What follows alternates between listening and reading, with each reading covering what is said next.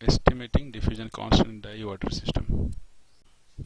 To, to verify CXT Q 1 upon 4 pi dt square root E into 1 by 4 dt x square as an analytic solution for the diffusion equation, we can take the partial derivatives of CXT with respect to time and the second order partial derivative of CXT with respect to space x. Then you substitute that, then you find out both left and right hand side matches. Now the solution what you get here is almost similar to the Gaussian equations for mean 0 and standard deviation sigma, which is given the equation given below.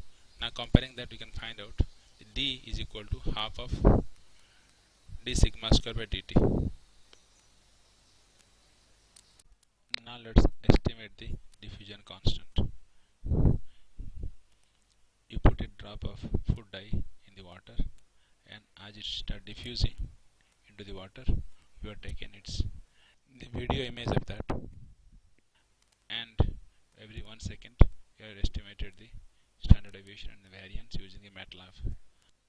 The value obtained from the MATLAB, the variance is plotted against the time. Here you have plotted the data. In x-axis is the time and the y-axis is the variance. Now you can see the points are distributed all over, but if you observe closely, the first part you are finding almost resembling a straight line. You can see the figure given below. So based on that, you can find out since the slope of this line the 0.0003. So take half of that, so become 0.15 10 to the power minus 3 is the diffusion constant. Now you see the agreement of superposition principles.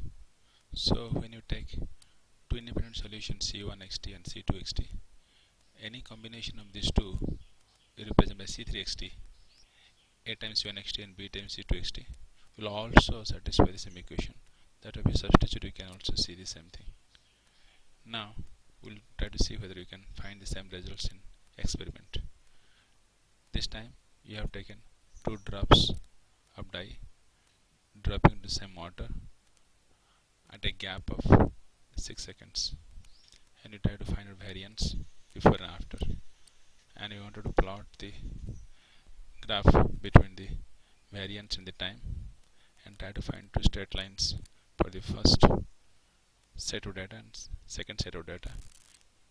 Transitional points are excluded for finding the trends, and you find the trend or the slope from each of the case, which is from where you can find out the diffusion coefficient are not following what we expected, that is the second diffusion coefficient after additions of the dye should be double the first one, but it is not coming like this, rather it is less.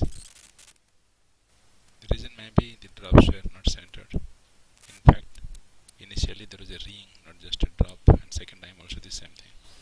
Plus experimental errors.